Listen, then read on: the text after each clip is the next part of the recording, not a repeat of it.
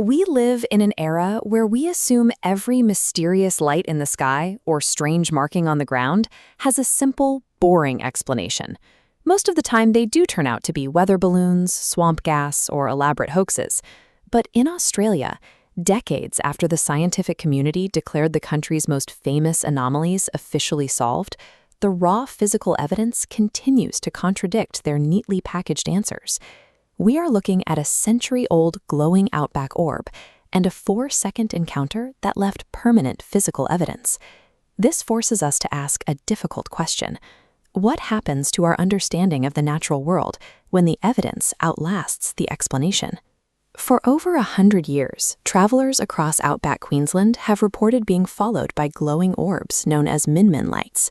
For decades, the standard scientific response has dismissed these sightings as localized atmospheric reflections or temperature inversions. Then, in May of 2025, a woman camping in the Pilbara region of Western Australia posted a video describing glowing lights near her campsite. Her account mirrored the old Queensland phenomenon in almost identical detail. The problem with the atmospheric theory is geography.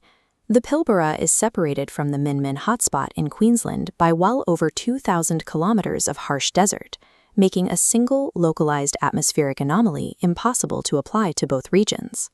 This massive geographic spread is backed up by generations of oral history. Traditional Aboriginal custodians in the Pilbara have documented these identical phenomena using their own cultural frameworks, long before any European settler reported them in Queensland. Because the modern Pilbara witness had absolutely no connection to Queensland folklore, and the traditional custodians recorded these sightings centuries apart, we can rule out a copycat story or a shared cultural hoax. The survival of these identical accounts across huge geographic and cultural divides exposes a serious flaw. The localized atmospheric theory is completely inadequate for what is actually happening. Now, let's examine a different kind of evidence. On the morning of January 19, 1966, a 28-year-old banana farmer named George Pedley was driving a tractor near Horseshoe Lagoon in far north Queensland when he watched a large, gray, saucer-shaped object rise from the water and vanish to the southwest in under 4 seconds. What makes his sighting so difficult to dismiss isn't what he saw in the air, but what he found in the water. A perfectly circular patch of compressed reeds slowly rotating on its own, floating on water that was unusually clear compared to the murk surrounding it. The press quickly dubbed it a saucer nest. The incident was taken so seriously that the Royal Australian Air Force stepped in alongside civilian scientific bodies to launch an official investigation and put the story to bed. Because the sighting occurred squarely within the wet season, investigators settled on a weather-related explanation.